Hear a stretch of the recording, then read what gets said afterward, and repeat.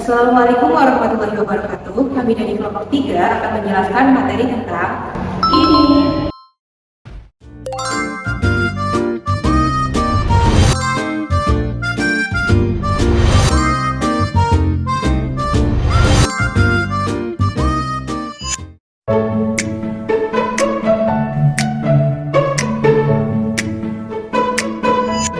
Seringkali saat kita bicara soal bank syariah, pikiran kita langsung tertuju pada label agama.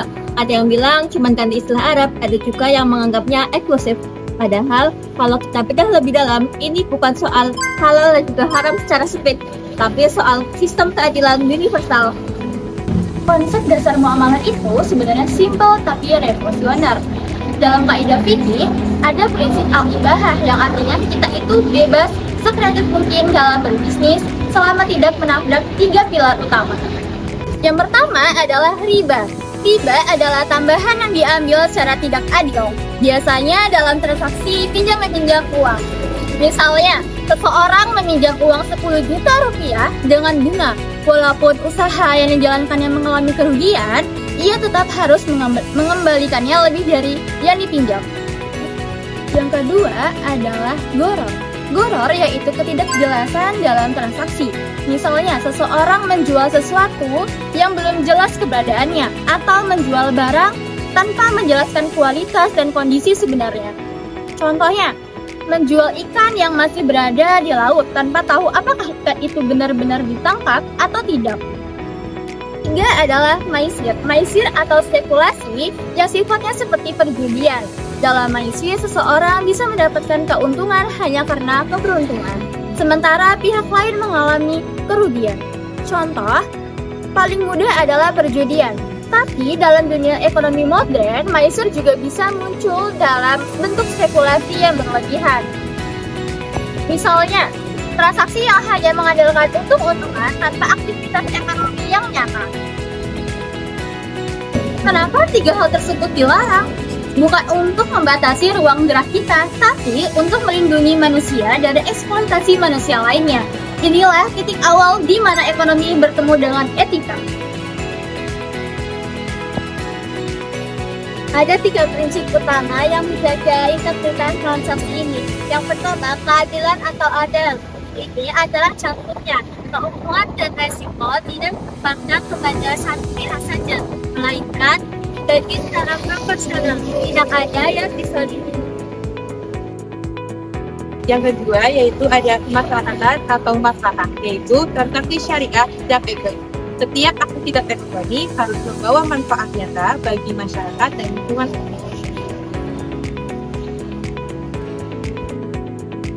Yang ketiga, transparansi. Inilah obat dari horor.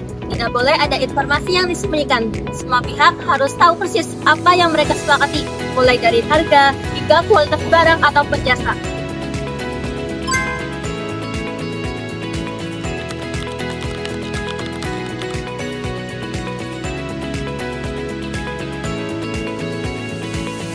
Di bank syariah, transaksi itu harus punya dasar yang jelas, yang kita sebut sebagai akad. Berbeda dengan sistem konvensional yang memandang uang sebagai komoditas yang bisa disewakan dengan bunga, sedangkan syariah memandang uang hanyalah alat tukar. Uang tidak boleh beranak dengan sendirinya tanpa ada aktivitas ekonomi real di baliknya. Mari kita bedah 2 akad yang paling sering kita gunakan. Pertama, murabahah atau jual beli. Saat seseorang ingin memiliki aset, bank bertindak sebagai penyedia barang. Bukan sekedar tukang pinjam uang, bank mengambil keuntungan dari margin jual beli yang disepakati secara transparan di awal. Harga tetap, cicilannya pasti, dan tidak ada bunga yang tiba-tiba melonjak di tengah jalan. Ini memberikan ketenangan bagi nasabah. Yang kedua, ada mudharabah atau bagi hasil. Ini adalah bentuk kemitraan yang paling adil. Jika usaha untung, bagi hasil dibagi sesuai dengan porsi. Jika rugi secara alami, resiko finansial ditanggung bersama. Penjelasan ini sejalan dengan kitab Al-Fiqih Al-Islami wal Adilatuhu karya Wablah Al-Zulalu, di mana kejujuran dan keridhaan adalah fondasi sahnya sebuah transaksi. Tidak ada pihak yang merasa tercekik saat kondisi ekonomi sedang sulit. Selain murabahah dan juga mudharabah yang populer, ada akad penting lainnya yaitu akad wadiah atau titipan. Bayangkan kalian menitipkan sesuatu yang berharga. Dalam perbankan, ini biasanya berupa produk tabungan. Bank menerima titipan dana kalian dengan prinsip amanah. Bank wajib menjaga keamanan dana tersebut dan kalian bisa mengambilnya kapan saja. Namun, di sini bank tidak boleh memberikan bunga, tapi berupa bonus sebagai ucapan terima kasih, asalkan tidak dijanjikan sejak awal.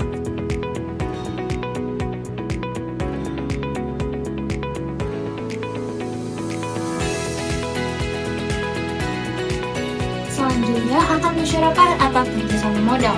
Ini adalah bentuk kerjasama di mana dua pihak atau lebih termasuk bank menggabungkan modal dua untuk sebuah usaha. Risiko dan keuntungan ditanggung bersama sesuai porsi modal atau kesepakatan. Berdasarkan Fatwa DSN MUI nomor 08/DSN MUI /4/2000, akad ini mencerminkan semangat kebersamaan dan kemitraan yang sangat kuat. Lalu, di mana letak moderasi beragamanya? Moderasi atau syariah itu intinya adalah mengambil jalan tengah yang adil. Bank syariah hadir sebagai jalan tengah antara kapitalisme yang seringkali mengejar untung tanpa batas, yang ekonominya tertutup.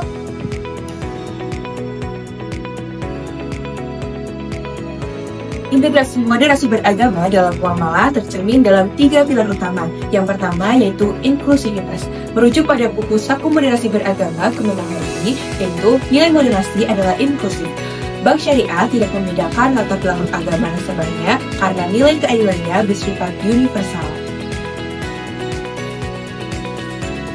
Yang kedua, ada keseimbangan atau tawazun, di mana kita tidak hanya mengejar profit duniawi, tapi juga memperhatikan dampak sosial. Dan ketiga, keadilan, yaitu menghilangkan unsur penindasan melalui larangan hibah. Saat sebuah sistem perbankan mengedepankan transparansi, saat itulah kita sedang mempraktikkan moderasi beragama secara nyata di sektor finansial.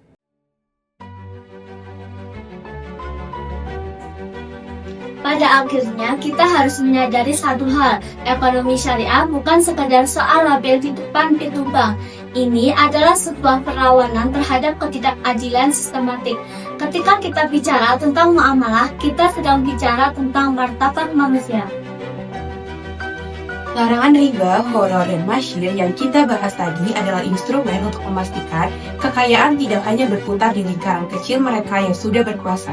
Sebagaimana ditegaskan dalam berbagai jurnal ekonomi syariah dan paduan Bank Indonesia, sistem ini dirancang untuk menciptakan ketahanan ekonomi melalui sektor yang real, bukan sekedar permainan angka yang semu. Moderasi beragama dalam ekonomi berarti kita tidak menjadi ekstremis yang rakus, namun juga tidak pasif terhadap kemiskinan. Islam mengambil jalan tengah dengan prinsip risk and return sharing. Jika untung kita bersyukur bersama, jika jatuh kita tanggung jawab bersama. Inilah esensi kemanusiaan yang inklusif. Memahami muamalah adalah tentang memilih cara bertransaksi yang lebih manusiawi, transparan, dan berimbang. Karena ekonomi yang berkah adalah ekonomi yang menumbuhkan semua, bukan hanya memenangkan yang kuat. Mari kita bermuamalah dengan cerdas dan modern.